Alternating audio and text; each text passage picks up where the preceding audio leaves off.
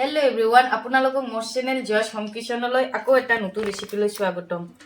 মা ৰবিবাৰে বাজাৰলৈ গৈছিল, যাই বহুত ধৰণৰ শাক পাচলি আনিছিল, লগত এই তিতা কেৰেলাটো আনিছিল।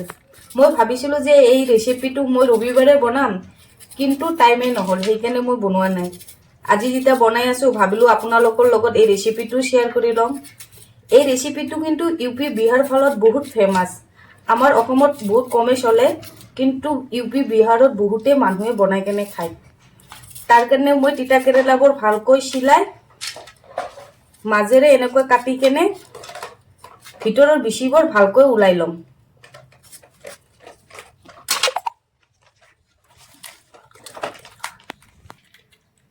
এখন চামুচেৰে এনেকৈ বিচিবোৰ মই ভালকৈ ওলাই লম।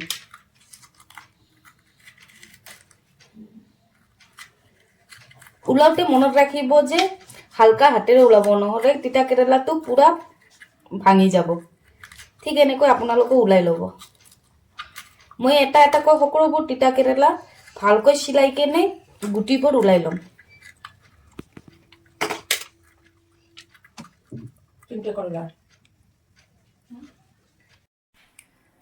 মই এতিয়ালৈকে আপোনালোকক কিন্তু ৰেচিপিৰ নামটো কোৱা নাই, ভিডিঅ'টো পুৰা চাই থাকক। মই কৈ আছো ৰেচিপিৰ নামটো।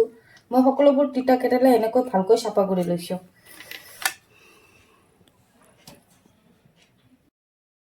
এতিয়া মই পানীত অলপমান নিমখ দি কেনে তিতা কেৰেলাবোৰ 1 মিনিট সময় সিজাই ল'ম। কাৰণ যেতিয়া আমি তিতা কেৰেলাটো সিজাই ল'ম তেতিয়াহ'লে তিতা কেৰেলা যিটো তিতা আছে সেইটো কম লাগিব। সেইকাৰণে মই 1 মিনিট সময় তিতা কেৰেলাটো ভালকৈ সিজাই ল'ম। এতিয়া তিতা কেৰেলাটো 1 মিনিট হৈ গৈছে। এতিয়া মই তিতা কেৰেলাটো ওলাই কেনে ঠাণ্ডা হ'বৰ কাৰণে ৰাখি দিম।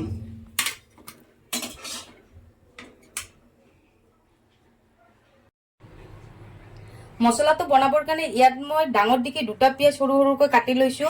ইয়াত নিমখ, হালধিৰ গুড়ি, আদাৰ পেষ্ট, লগত এটা বিলাহী সৰু সৰুকৈ কাটি লৈছো, নহৰু, কেঁচা জলকীয়া, ধনিয়াৰ পাত, গৰম মছলা, জিৰা ধনিয়াৰ গুড়ি আৰু লগতে আচাৰ।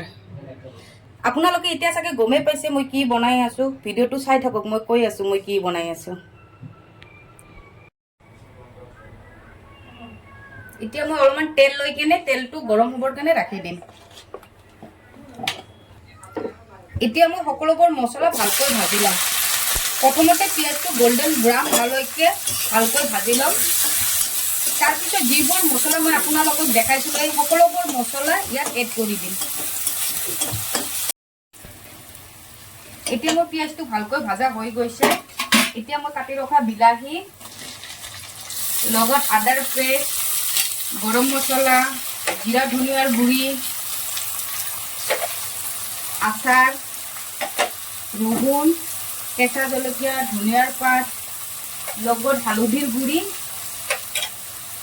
নিমখ সকলোবোৰ দি কেনে ভালকৈ ভাজি লওঁ। ইয়াত কিন্তু মই নহৰুৰ পেষ্ট দিয়া নাই, কাৰণ মই নহৰুটো সৰু সৰুকৈ কাটি দিছোঁ, সেইকাৰণে মই নহৰুৰ পেষ্ট দিয়া নাই। এতিয়া ইয়াত মই অলপমান পানী দি কেনে মছলাটো ভালকৈ ভাজি ল'ম।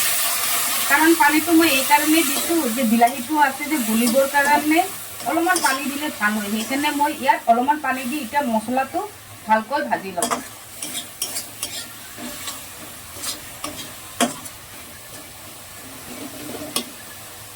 এতিয়া মোৰ মছলাটো ভালকৈ ভাজা হৈ গৈছে, বিলাহীবিলাকো ভালকৈ গলি গৈছে।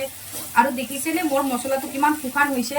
কেতিয়াবা এনেকুৱা হয় মছলাটো বনাওঁতে পানী পানী হয়, তেতিয়া আপোনালোকে কি কৰিব, অলপমান বেচন দি কেনে ভালকৈ ভাজি ল'ব। তেতিয়াহ'লে কি হ'ব, আপোনালোকৰ মছলাটো শুকান হ'ব।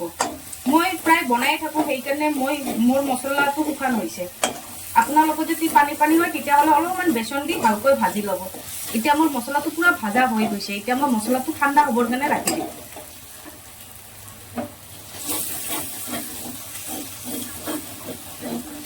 এতিয়া মোৰ মছলাটো ঠাণ্ডা হৈ গৈছে। আপোনালোকে দেখিছেনে মই কেনেকৈ সাইড কৰি ৰাখিছোঁ। যিবোৰ এক্সট্ৰা তেল আছে সেইবোৰ গোটেই ওলাই লৈছোঁ। এতিয়া মই মছলাটো এটা প্লেটত ওলাই ল'ম।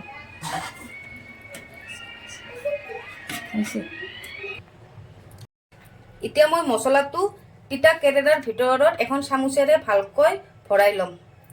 আপোনালোকেতো এতিয়া গম পাইছে মই কি বনাই আছোঁ। মই তিতা কেৰেলাৰ ভাৰুৱা বনাই আছোঁ।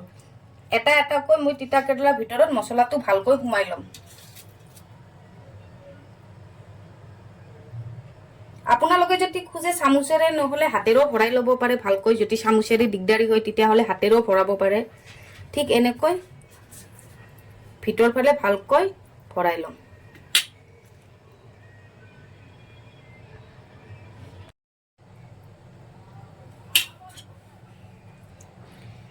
চামুচৰ পিছফালটোৰে এনেকৈ ভালকৈ চাৰিও চাইডে ভৰাই ল'ব।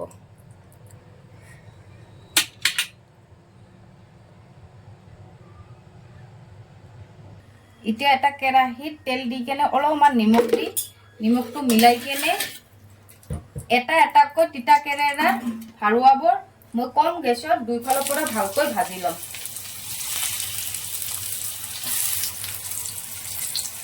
ভাজতে মনত ৰাখিব গেছটো কম কৰি আৰু ঢাকনি লগাই কেনে ভাজিব। মই দুইফালৰ পৰা উলটাই কেনে ভালকৈ মিহিজালৈকে ভাজি লৈছোঁ। আপোনালোকে ঠিক এনেকৈ ভাজি ল'ব। আৰু কেতিয়াবা এনেকুৱা হয়নে যে আমাৰ ঘৰত তিতা কেৰেলা আনি কোনো খাব নোখোজে, আপোনালোকে এই ৰেচিপিটো ট্ৰাই কৰি চাবচোন।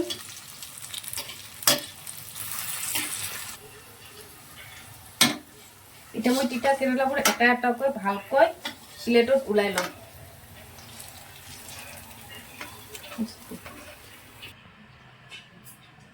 আপোনালোকক যদি মোৰ এই তিতা কেৰেলা ৰেচিপিটো ভাল লাগিছে তেতিয়াহ'লে মোৰ ভিডিঅ'বোৰত লাইক কৰিব, লগত ছাবস্ক্ৰাইব কৰিব, লগত কমেণ্ট কৰিব নাপাহৰিব।